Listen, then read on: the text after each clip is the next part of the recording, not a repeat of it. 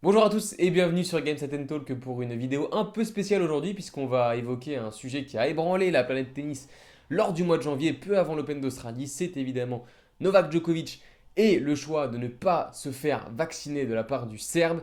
Alors, quelles sont ses raisons? Quelles sont les perspectives pour la suite de sa saison? Comment le justifie-t-il? On voit ça tout de suite après le jingle. Novak Djokovic gagnera-t-il à Dubaï? Participera-t-il à Roland-Garros ou même à Wimbledon?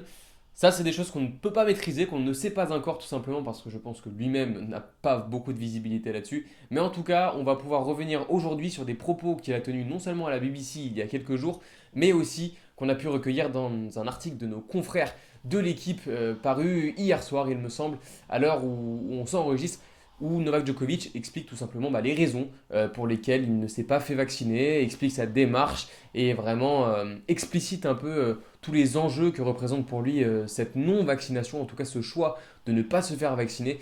Donc on va commencer tout de suite. Donc Novak Djokovic, le titre de l'article que vous pouvez retrouver sur le site de l'équipe pour les abonnés, il me semble, c'est voilà, un titre qui insiste sur le fait qu'il veut garder le contrôle de son corps et que c'est en grande partie pour ça qu'il n'a pas voulu se faire vacciner. En revanche, je cite lors de sa prise de parole sur la BBC la semaine dernière, il affirme: Je défends le choix et l'autonomie de chaque individu, que chacun ait le droit de décider en matière de santé. Je n'aime pas être étiqueté et mis dans la même catégorie avec certaines initiatives ou mouvements. Je n'ai jamais dit que je soutenais l'un d'entre eux. J'ai toujours essayé de respecter les choix de chacun. J'espère que les gens aussi pourront respecter les miens. Ça lève toute une ambiguïté sur ce qui avait pu en tout cas contraindre l'État australien à lui annuler son visa. On avait entendu à droite à gauche qu'il faisait la propagande de ce mouvement justement anti-vaccin. Lui en tout cas affirme ne pas du tout appartenir à ce courant de pensée et ne pas vouloir se faire vacciner, non pas par pure contradiction avec le fait de se faire vacciner, qu'on puisse vous injecter quelque chose dans le corps, mais tout simplement parce qu'il veut garder le contrôle de son corps. Donc c'est ce qu'on a dit juste avant. Il affirme que il maîtrise à 100% tout ce qu'il ingurgite, tout ce que son corps subit, que ce soit le sommeil, son régime alimentaire. On sait qu'il est intolérant au gluten, il a réformé son système, tout ce qu'il a pu manger, etc. Ces dernières années, ces 10 dernières années, il explique même d'ailleurs dans cette interview que ça lui a permis d'annihiler certains problèmes qu'il avait, notamment en matière de respiration, d'asthme, etc. Donc ça, en tout cas, c'est vraiment quelque chose de respectable. Il affirme aussi dans cette interview que s'il y avait 5% ou même 0,5% de choses qui changeaient dans son corps, il le sentirait. Parce que voilà, grâce à tout un tas de choses comme le stretching qu'il pratique depuis ses 7 ans, il a appris à vraiment bien connaître son corps, il est devenu de plus en plus élastique. Il a vu des tas de spécialistes qui l'ont conseillé sur son sommeil, sur son alimentation, sur les techniques à entreprendre en tout cas pour être le plus performant possible et pour que son organisme soit le plus résistant possible à la douleur. Il l'évoque d'ailleurs comme étant peut-être l'un des points qui lui a permis de durer le plus au haut niveau, cette rigueur dans tout ce qui concerne un peu les points clés tout simplement de la santé physique et mentale du sportif, à savoir l'alimentation, le sommeil, etc., etc. On va pas vous refaire tout un topo dessus.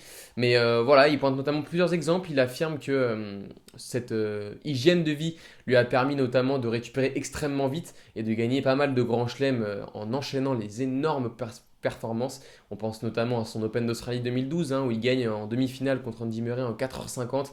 Et il y a cette finale quelques heures plus tard, quelques jours plus tard contre Rafael Nadal en 5h53 et 5-7 absolument ahurissant. Voilà, il affirme aussi que pour lui, il est l'un des joueurs les plus réguliers de l'histoire. On va pas lui enlever, certes, je vous l'avoue. Mais voilà, il pointe le fait qu'il n'a pas été beaucoup blessé, contrairement à Roger Federer ou Rafael Nadal. Alors après, c'est sans doute pour d'autres raisons, parce que je ne doute pas du fait que Rafael Nadal et Roger Federer soient très pointilleux sur leur hygiène de vie également. Mais en tout cas, Novak Djokovic rappelle que sa principale blessure, c'est une blessure au coude contractée lors de l'année 2018, notamment qu'il avait empêché de servir et contraint à se retirer du circuit plusieurs semaines. Mais voilà, en tout cas, Novak Djokovic, et je pense que tout le monde s'accordera pour le dire, est un monstre de rigueur, est un monstre physique. Et donc tout ça rentre en ligne de compte au moment pour lui de faire le choix de ne pas se vacciner et de rendre donc publique cette décision. Il l'explique donc par le fait que pour lui, son corps c'est son instrument de travail et que personne ne peut lui imposer de modifier une routine qui lui a permis depuis donc 20 ans de performer au plus haut niveau et donc de devenir un des meilleurs joueurs de tous les temps. Pour bien vous faire comprendre dans quelle logique s'inscrit en tout cas cette décision de ne pas se faire vacciner de la part de Novak Djokovic, hein, qui l'a expliqué et qu'on a largement explicité auparavant.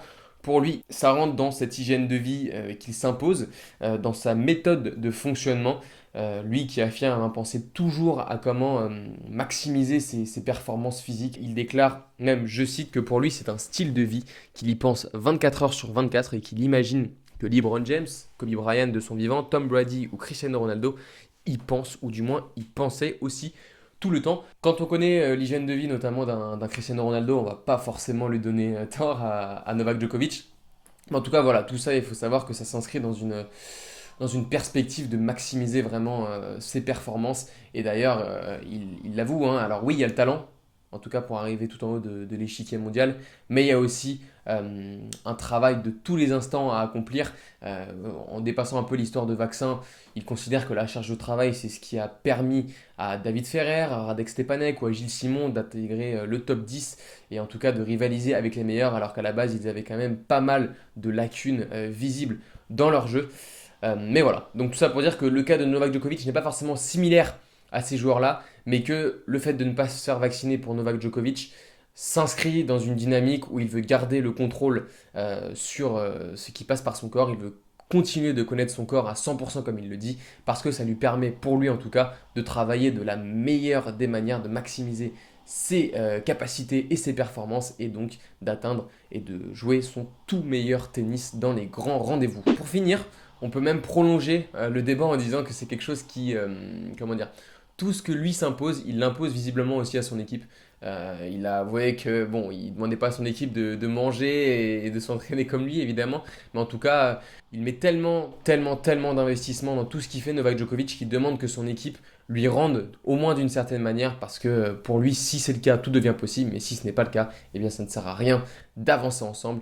En tout cas, voilà, je pense que je ne vous apprends rien en vous disant que Novak Djokovic est un monstre de travail et un monstre physique, mais peut-être que vous aurez appris quelque chose dans cette vidéo sur les raisons qui font que Novak Djokovic ne veut pas se faire vacciner. Vous l'aurez compris, ce n'est donc pas par pure lubie anti-vax, mais c'est plus, ça s'inscrit plus dans une logique de garder le contrôle sur tout ce qu'il peut maîtriser. Et je pense que dans ce sens, qu'on soit pour le vaccin, contre le vaccin, on ne peut que respecter le choix de Novak Djokovic. Après, voilà, ce qu'il faut aussi dire de manière très claire, c'est qu'à partir du moment où il ne se fait pas vacciner, il faut qu'il en accepte les conséquences. Mais après, sur le choix tel quel de se faire vacciner, ça le regarde. Chacun doit garder la liberté de pouvoir le faire ou non. En tout cas, c'est le mode de pensée de Novak Djokovic. On peut toucher aussi 2-3 mots de son retour à Dubaï, hein, où il a passé 2 tours en battant notamment Lorenzo Musetti et Karen Khachanov avec un Novak Djokovic vraiment d'un bon niveau, j'ai trouvé, pour un retour. Ces 2 premiers matchs de 2022, ces 2 premières victoires. Voilà, avec un bon service, il n'hésite pas à venir conclure les points au filet. À l'instar et à l'égard de ce qu'on peut voir de lui depuis plusieurs années, il s'est élevé son niveau de jeu dans les points qui comptent. Et puis voilà, on a un Novak Djokovic qui retourne très bien, qui joue profond. Voilà, des signaux positifs en tout cas pour Novak Djokovic, qui est toujours invaincu en ce début d'année 2022, comme Roger Federer, vous me direz, il n'a pas joué, et comme Rafael Nadal qui réalise le meilleur départ de sa carrière, même à 35 ans, avec 12 victoires et 0 défaite, qui est encore en lice à Acapulco pour un 91e titre en simple. Peut-être que Novak Djokovic et Rafael Nadal gagneront tous les deux un titre cette semaine, pour rappeler qu'ils sont les 2 meilleurs joueurs actuellement du circuit, une nouvelle fois. En tout cas, on sera vraiment très attentif sur ce qui se passe pour vous débriefer ça au mieux lundi lors de notre prochain live, comme je l'avais déjà annoncé précédemment. Soyez au rendez-vous lundi soir en tout cas pour revenir sur ce mois de février et se projeter sur les premiers Masters 1000 de la saison. En tout cas, on vous souhaite une bonne fin de semaine. N'oubliez pas quand même de liker et de nous mettre un petit pouce bleu si cette vidéo vous a plu. N'hésitez pas aussi à réagir en commentaire sur tout simplement ces sorties de Novak Djokovic. Ce sera intéressant d'avoir l'avis de tout le monde. Et nous, on vous donne rendez-vous lundi. Ciao.